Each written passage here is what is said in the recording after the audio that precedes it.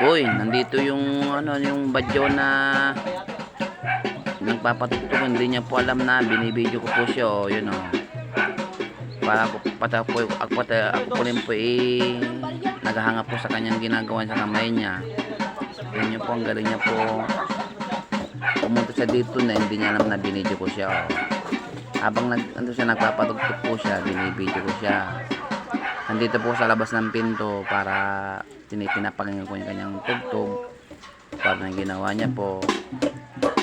Pumunta dito sa lugar namin, dito sa Jazz Village, sa Kawayan City, Isabela. O yan o, ang galing niya o. Naghanap po ito ng marangar, kaya po mga kwapo kong mga tao rin. Dapat kapag nagpapatugtog sila, huwag sila tinataboy, bigyan nyo sila ng konting tulong dahil sila po ay naghanap po ng marangar na hindi po sila nagnanakaw, ay sila po ay nagpapatugtog lang dahil siyempre sa hirap ng buhay talaga ang ginagawa nila. Siyempre kung saan sila ganang lugar to, kaya tinawag sila ng padyaw dahil ito lang hanap buhay nila, nagpapatugtog.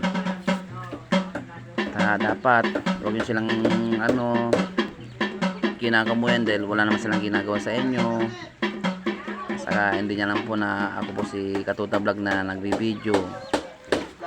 Sana po supportan niyo po sila din mga tao na po. Huwag sila po tinataboy po. Kaya na pong bala sa kanila. Saka pag nagpatugtog sila pwede kang sumayaw. Sumayaw ako sa restaurant yung ako napangan sumayaw. Naalala nyo ba ako yung sumayaw po sa restaurant? Ako po yun, may isang badyaw na grupo din. Ito ibang grupong badyaw rin to. Kasi hindi yung dati na badyaw na hindi ko na mukha sa habang dapat tumayaw ka. Binibideo ko po siya. Oh. Yung anak ko ayaw ka puda. Papatulang yung mga bayo ko dumadaan dito lang binibideo sila. Oh. Pati yung mga apo ko rin na apo ng asawa ko rin, apo ko na rin.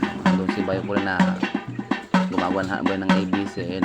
Hindi niya alam na sinisikreto ko rin na ganun binibideo. Tapos ibagat ko, sabi ko abutan mo bagat ng konting financial dahil na ako'y naaliw sa kanilang ginagawa. Ito yung mga anak namin.